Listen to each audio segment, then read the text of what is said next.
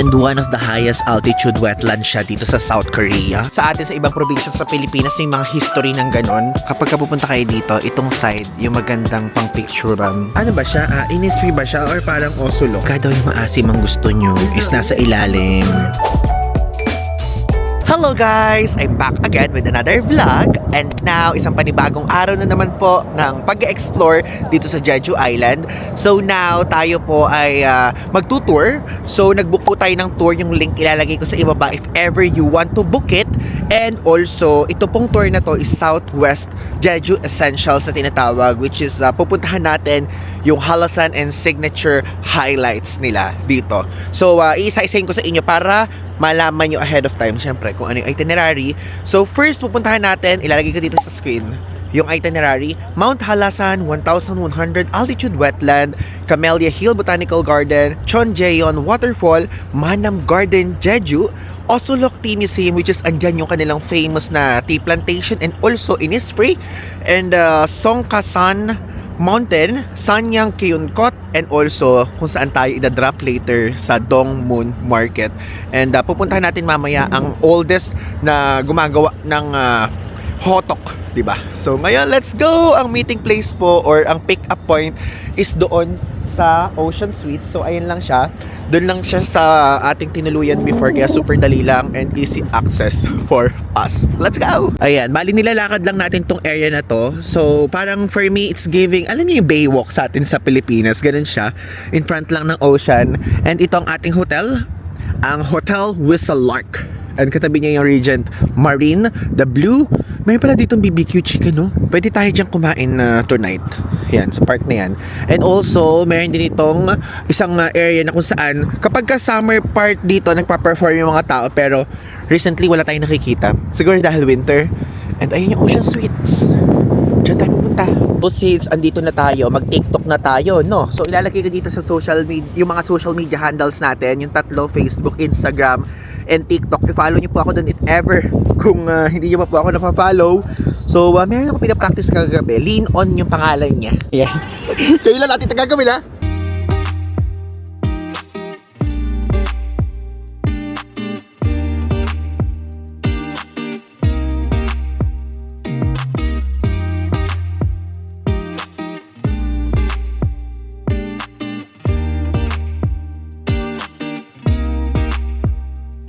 Tuwag-tuwa ako, guys. Feeling ko hindi ko siya i-upload sa TikTok, sa Instagram lang siguro, saka sa Facebook Reel. So make sure na nandun kayo para makita nyo yung product.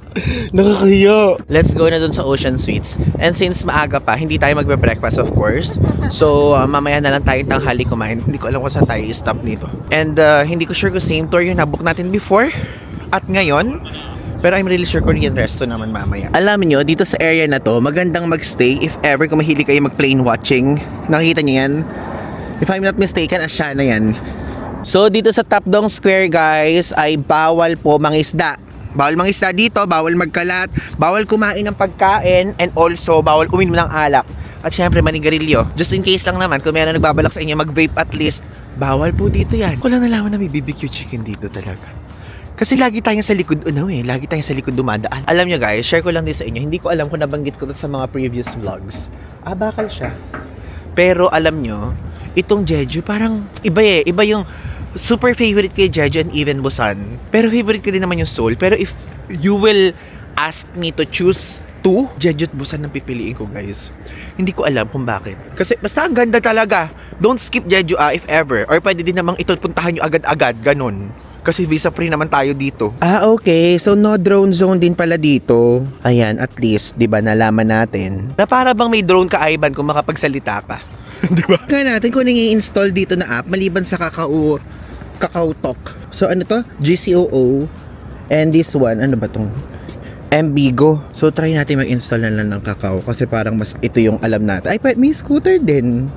Ano? Di pa natin natatry. Okay, so guys, na-pick up na tayo ng ating tour guide, si Jean. Hi, Jean! Oh, hi! Ayan. Hi! So, basically tayo kasi unang pipick upin. Tatlo kasi yung stop nito. Pwede kayo magpa-pick up sa iba't ibang mga pick up locations. So, ilalagay ko na lang dito sa screen yung iba. But tayo sa Ocean Suites and tayo lang yun nandito. Yung iba sa ibang location. Update ko na lang kayo. Okay, so nasa So is the starting point? Ayan. So, dito umaandar daw siya kapag ka nakastop. Yung parang palabas nila Angelica Panginiban, yung parang may gravity something ba yun? Tignan natin. Tinasabi sa atin ng tour guide natin. So I put the gear in a neutral. Neutral. It now going uphill. Looks like it's going Ayan, uphill, ah. right? Galing. Neutral siya pero guys, So umaandar. it's a neutral. Neutral. I put the gear in neutral. Nice. That is why we call Only on this part? Mysterious road. Oh, Mysterious. nice. Ganda, galing. First stop guys, andito na ngayon tayo sa Mount Halasan, 1,100 altitude wetland. And grabe, tingnan nyo, oh. Ngayon po ay February 3 at ito ang itsura dito. Meron siyang mga snow. And we're so lucky kasi mas nakita pa natin yung snow dito kumpara sa Seoul. Ayan, tingnan nyo. Jeju, 1,100 altitude, Ramsar Wetland. Tara guys, pumasok na tayo dito sa trail na to. So 10 minutes lang siya halos. Ang ganda!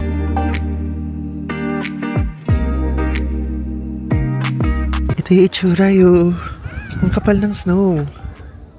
Ito nga pala guys, ang gamit nating camera ngayon, ang Fujifilm X-Half. Ang ganda niya, parang maliit lang siya na digital camera.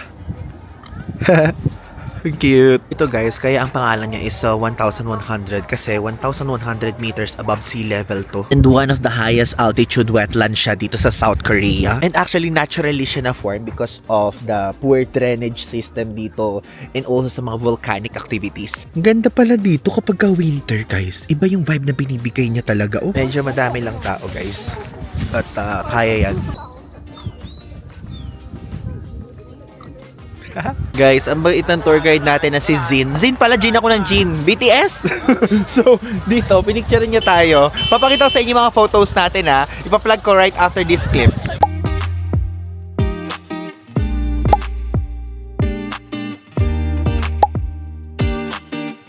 Nakita nyo, ang ganda. So, mayroong story behind this one. Hindi natin siya nalaman before. Hindi nasabi ng tour guide sa atin. Pero ito po, itong deer na to, alam nyo before, nakatira daw dito yung deer na yan. So, merong urban legend dito sa Jeju Park na to, na itong white deer na to ay nagkagusto sa isang tao dito. Tapos nagpakasal sila before. So, parang urban legend yon. So, wala na tayong makikitang white deer. Sana lang, pag kami nakita tayong white deer dito, syempre, ano yun? Parang mysterious vibe. Ang daming mysterious part dito. May mysterious road, tapos may mysterious couple, di ba? Ito po yung itsura dito, February 3. Di ba? Ay, oh my God, Kabanatuan Day na pala ngayon. I mean, Kabanatuan Week. Hello sa mga taga-Kabanatuan dyan. Wow, nagpa-shoutout pa sa mga taga-Kabayan dyan. Hello po. Sayang, ala tayo sa Kabanatuan to celebrate Kabanatuan Week. Shoutout sa inyo mga taga-Kabsi. Ngayon ko lang na-realize, tuwang-tuwa na naman ang mga estudyante sa aming syudad at wala silang pasok. Usually kasi holiday yun eh. Tapos ito guys, yung GS25 na located sa napakataas na lugar. So ito po yung nag-iisang GS25 na nasa high altitude place. And may observation deck sa taas. Makita tayo sa observation deck. Saan yung akyatan? Hala, hindi pa tayo nakakatikim ng ganyan dito sa Jeju. Sa busan na lang natin tikman. Oh, fish cake! Spicy rice cake. Let's go up. Up. We're gonna go up. We gotta know. Ayan guys. Look at the view. Look at the view. Ito na ang 1,100 altitude wetland. Di tayo nakaakyat dito before, no? So if ever kung gusto nyo tumambay, pwede kayo doon mag-picture sa side dyan. Or kumain dito ng GS25 products. Or mag-toilet dito. And make sure kapag kunyari nandito kayo guys, is dapat at least picturean nyo yung plaka ng sasakyan nyo. Kasi sa case natin, magkakamukha o tingnan nyo. Magkakamukha sila guys, so pinicturean ko na lang yung plaka ng ating van para mabilis nating manavigate. And medyo maingay sila ya. Maingay yung yung sasakyan. Ngayon lang tayo naka-encounter dito sa Korea na businahan yung mga tao. Super busy sa area na to.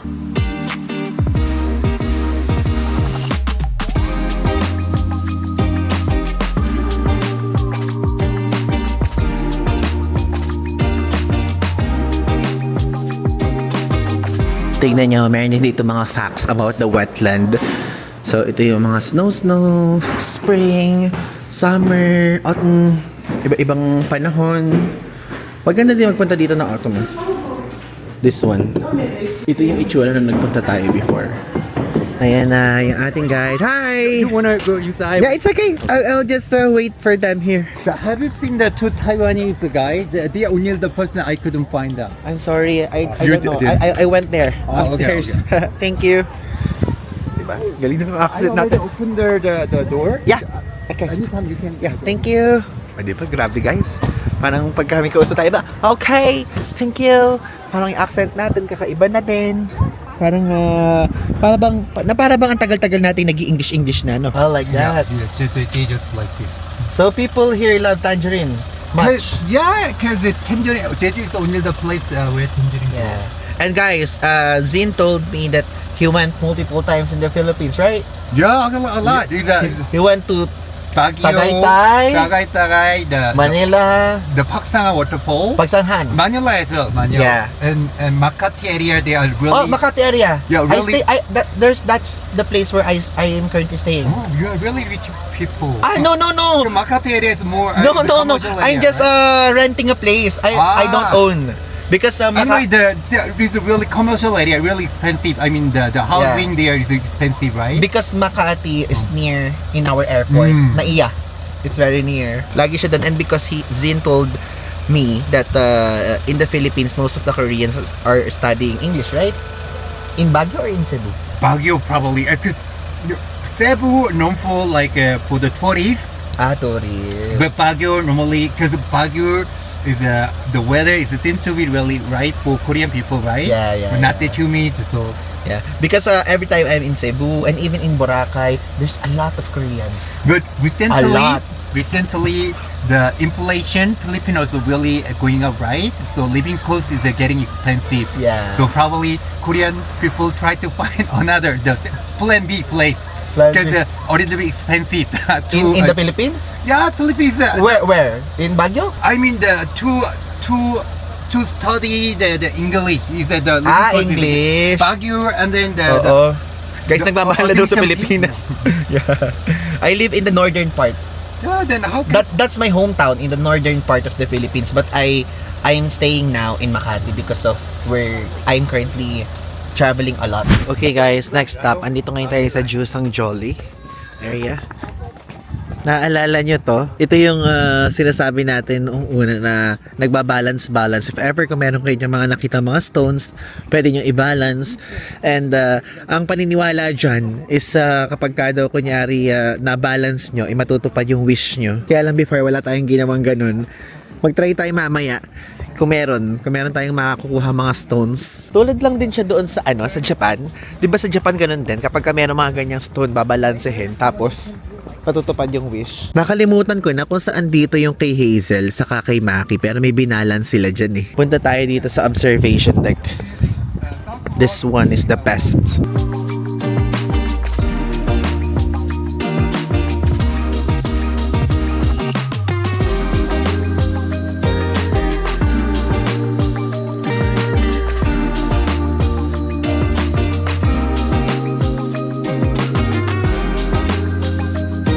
Ito guys, yung famous part dito sa Jusang Jolly Cliff. So nakikita niyo yung natural rock formation na made na hexagonal basalt columns. And kapag pupunta kayo dito, itong side, yung magandang pang picturean, yung part na yan. And actually, alam nyo, pinicturean tayo ng tour guide natin. So after this clip is ipa-plug ko isa-isa yung mga picture na yan.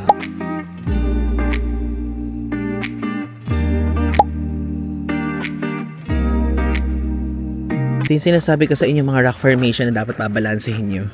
Though mayroon pang mga natitilang rocks doon tayo sa bandang gitna.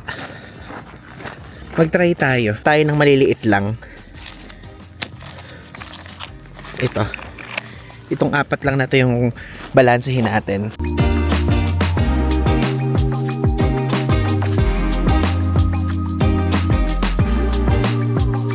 So guys, ayun na, tignan nyo, nakapag-balance tayo dito. Apat lang siya na maliliit. So namili tayo ng isang magandang place dito sa gitna para hindi siya gaanong hanginin, nakapaligid sa mismong ganito.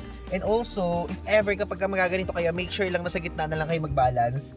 So nag-wish ako habang binabalansin natin siya in our minds. So, yun.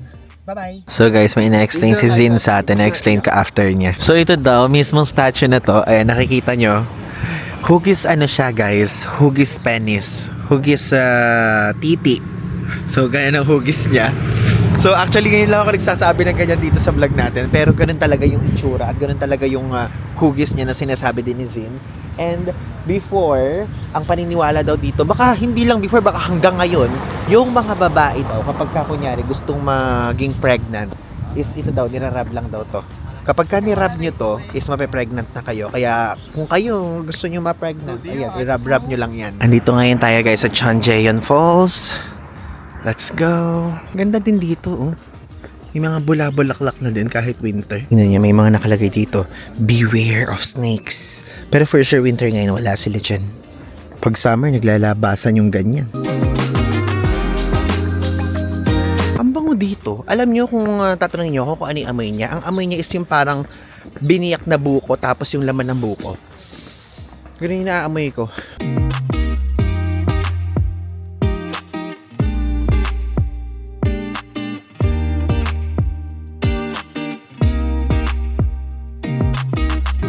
Ayan guys, lunchtime na. So, bagong lunch place tong pinagdalhan sa atin. Hindi tayo dito nagpunta before. Siguro baka dahil ibang tour operator yung binukan natin. Ayan siya. So, buffet daw to eh. Let's check kung ano. Sana may rice. Ay, may curry. Boiled pork.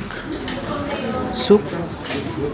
Tas, ano, mga gulay, something.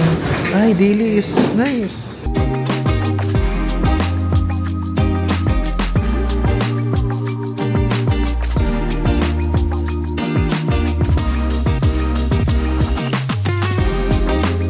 Ito guys ang ating lunch. Ching ching ching ching. Guys, tapos na tayong kumain at nabusog po tayo, opo. And alam nyo, so far, na-enjoy ko siya like literally. Alam nyo yung local food vibe? Like yung mga kinakain talaga ng local, ganun yung kinain natin. Like wala tayong nakita dong fish cake, rice cake, samgyup, ganyan. Kaya nag-enjoy ako. Nagustuhan ko to. Yung same tour guys na to if ever kung gusto nyo ha. So far kung nagugustuhan yung mga nangyayari, yung link ilalagay ko sa ibaba para same tayo ng ganap. Ang bait pa guys ng tour guide, like really.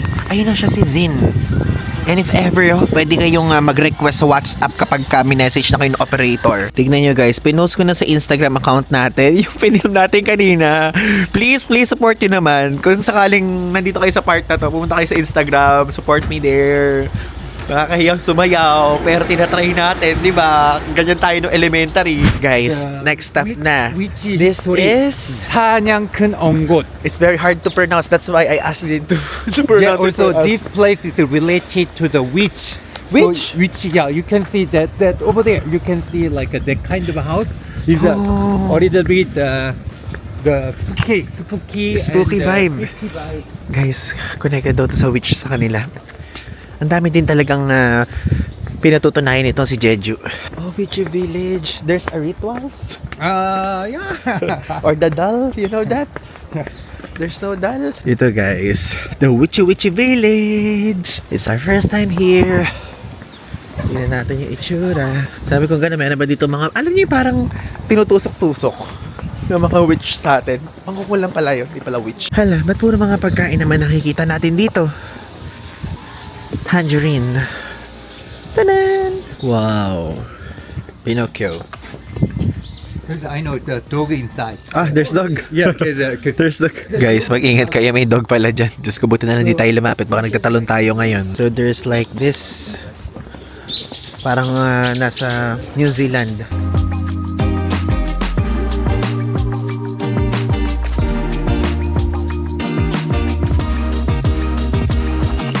Alam niyo yung vibe na parang theme lang siya. Hindi siya yung talagang merong ganun dito sa lugar na to.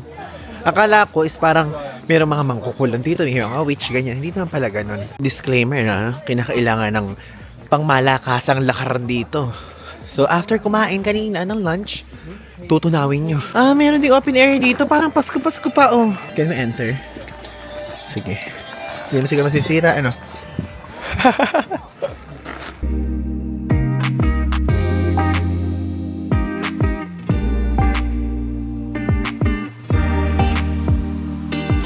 Gusto niyo ba makakita ng witch?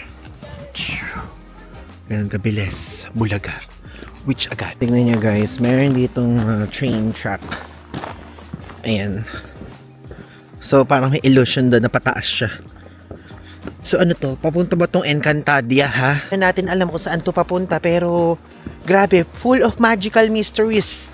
Meron dito. Ay, maakyat siya. Baka madapa tayo itong subsob. So, guys, it is confirmed na ano lang siya, makeup story lang. Kasi, medyo curious ako kung totoo may witchy-witchy kasi 'di ba sa atin may mga kwento-kwento na parang sa atin sa ibang probinsya sa Pilipinas may mga history ng ganon. Dito wala. Para lang siyang it's giving, alam niyo, Jurassic Park. Parang mga ganun lang siya. So makeup stories lang. 'Di ba meron tayong parang Dinosaur Island ba? Dinosaur Park sa Clark. Parang ganun lang. May naririnig ako naglalakad. Baka mamaya biglang lumabas dito. Next up guys, andito ngayon tayo sa Osulokti. So itong Osulokti, sikat na branch siya here sa Jeju. And not only in Jeju but in whole South Korea. And dito sa paligid natin makikita nyo yung plantation ng green tea. Ayan. Actually medyo tuyo-tuyo na siya ngayon. Naalala ko before na nagpunta tayo dito, fresh pa yan. So I think for harvest na yan, no? Ayan siya. Also, dito sa Osulokti Museum, may museum siya syempre, kasasabi ko lang. And aside from that, is meron din po ditong cafe na pwede kayo mag-tasting dun ng tea and even coffee. So, kung di kayo nagkakape like me, pwedeng mag-tea na lang kayo. Tapos, meron din ditong Innisfree na flagship store. Though, I don't know kung bukas siya. Kasi sabi ng tour guide natin na si Zin ay under renovation daw noon pagpunta niya. And ngayon na siya nakabalik. Ganda naman ng cart na to, Osulokti Museum nakalagay. In fairness ha, hindi ganoon kadami ang tao dito ngayon.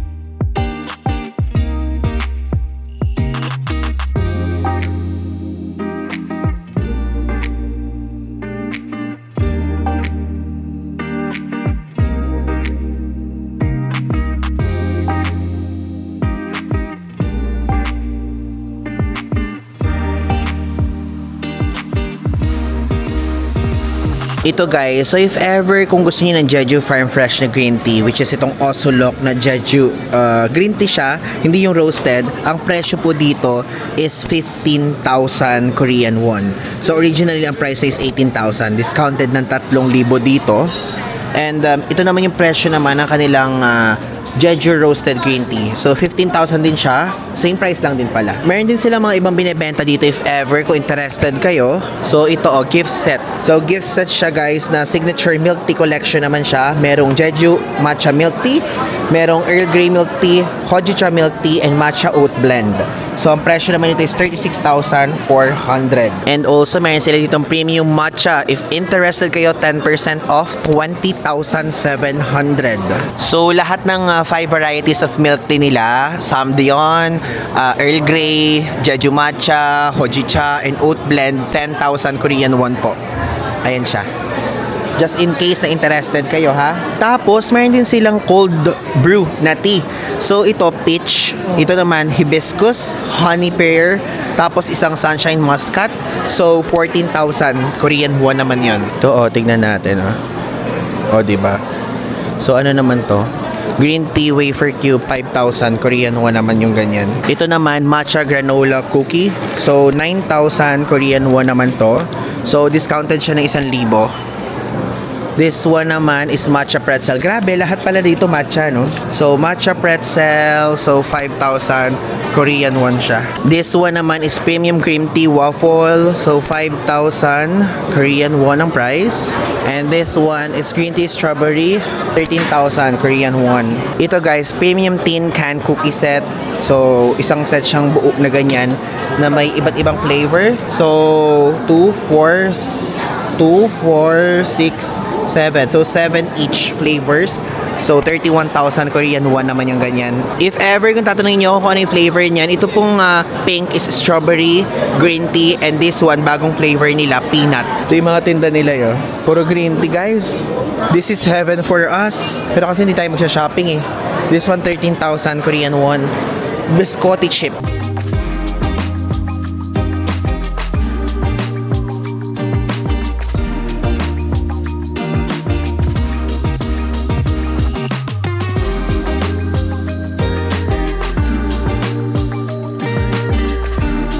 So guys, syempre, ngayon order po tayo ng, wala nyo matcha. And guys, so umorder tayo ng tea latte. Iniisip ko kung ang order natin is yung oat latte or banana latte para kakaiba. So 7,500 siya. Ang pinaka-plain nila yung signature matcha latte. What do you think? Pero sige, matcha oat latte na lang. Hello, one iced matcha oat latte please. Sorry? This one? 21? Yeah. And takeaway? Thank you.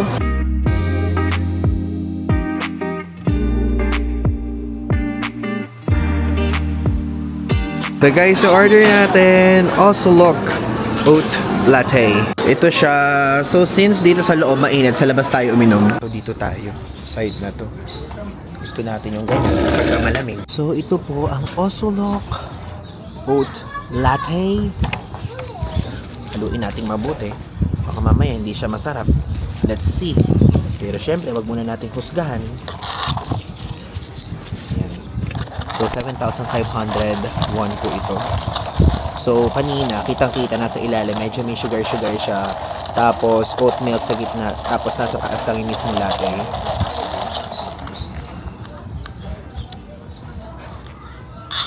Sarap. Masarap siya, pero dinadigest ko pa yung pinakalasa ng matcha. Kasi alam nyo naman yan, napakahilig natin sa matcha, so alam na natin yung mga lasa sa iba't ibang lugar na napupuntahan natin. So far, ano lang siya, parang normal lang na matcha for us. Hindi siya ganoon ka boom feeling, gets nyo yun? Sa tamis level, rate ko siya ng 8 out of 10. Sa tapang ng matcha, siguro 5 out of 10. Hindi siya guys ganoon katapang. Kasi kahit ganito, na mahilig tayo sa matcha and ayaw natin yung masyadong matapang, naghahanap pa rin tayo ng yung pagka medyo mapait-pait na level. So wala akong naramdamang pait sa kanya.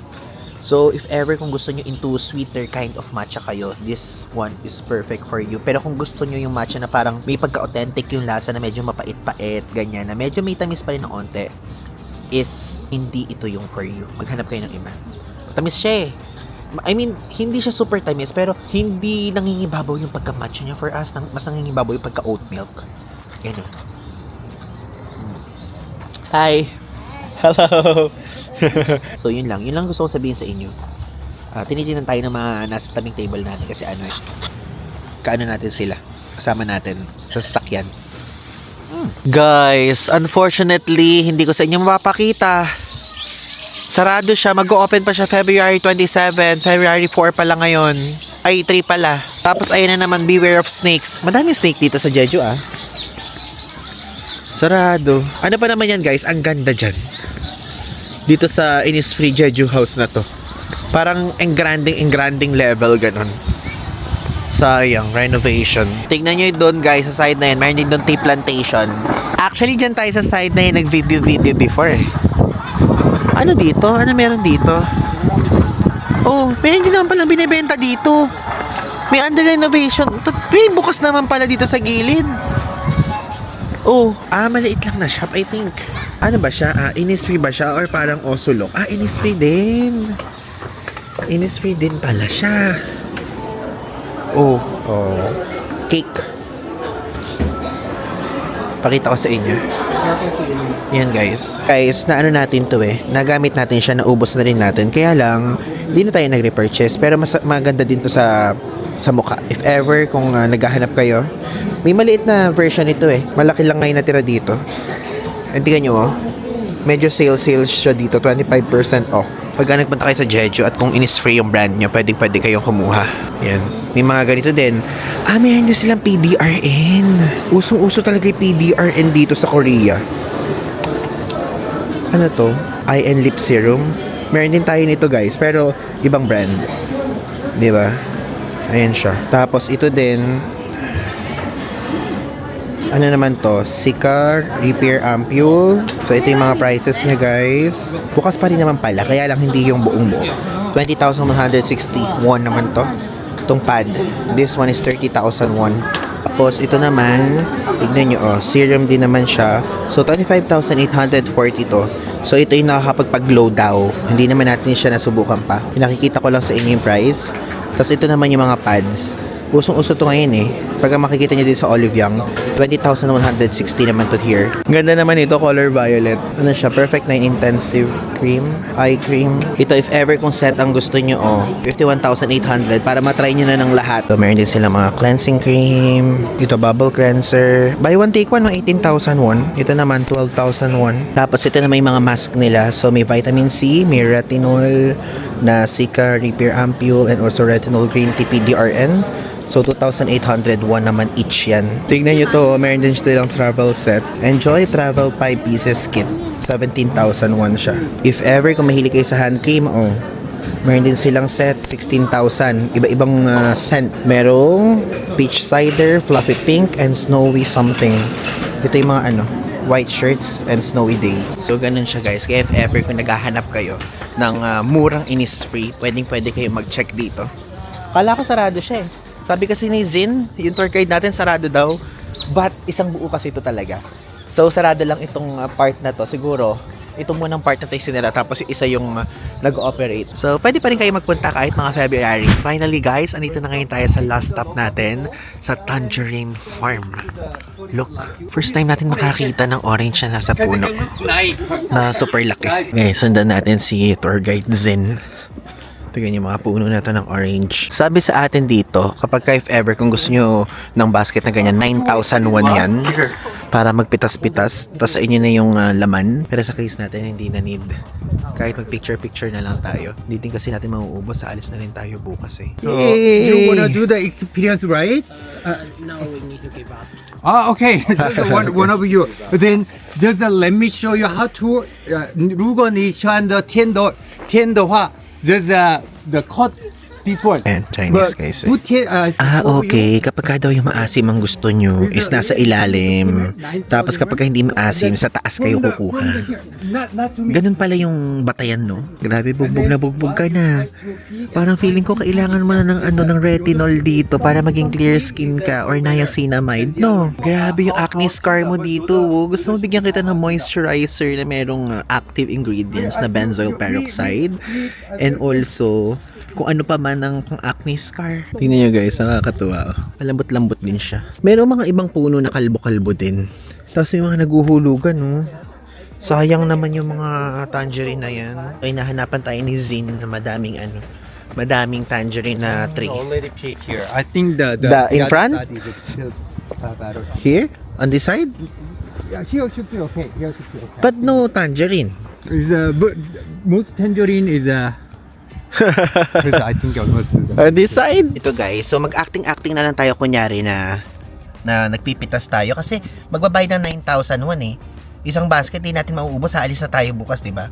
So ito po isang acting lamang, hindi natin gagawin. So kung interesado kayo, 9,001 ang babayaran nyo. So ganito siya, 9,001, basta mapuno nyo tong mismong basket na to, inyo na yan.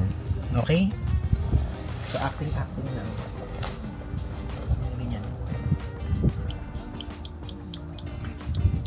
Natatawa ko sa ginagawa natin.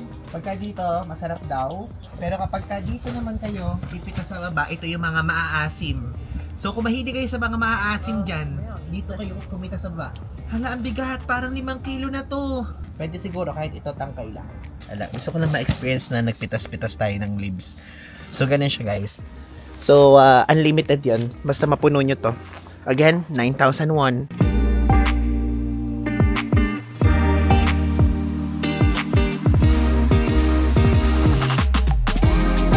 Ay, meron ding mga manukan dito.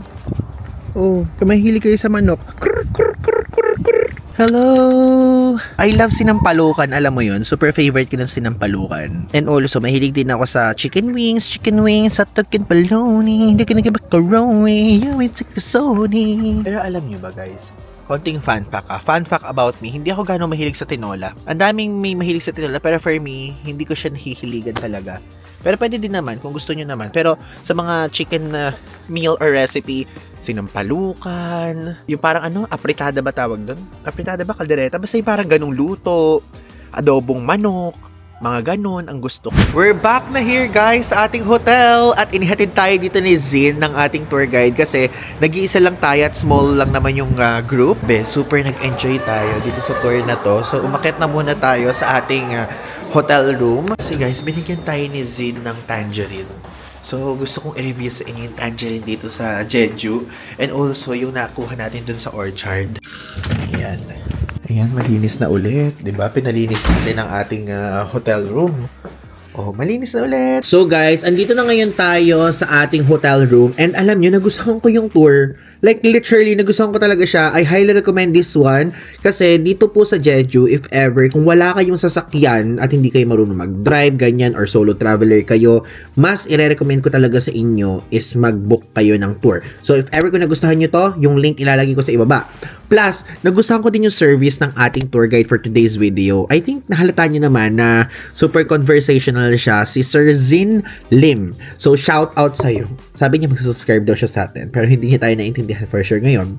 Napakabait niya, and alam nyo, siya po lahat na nagpicture ng mga ganap natin doon, and gumagamit siya ng camera ganyan, and napaka-informative. Tingnan nyo, binigyan pa niya tayo ng tangerine.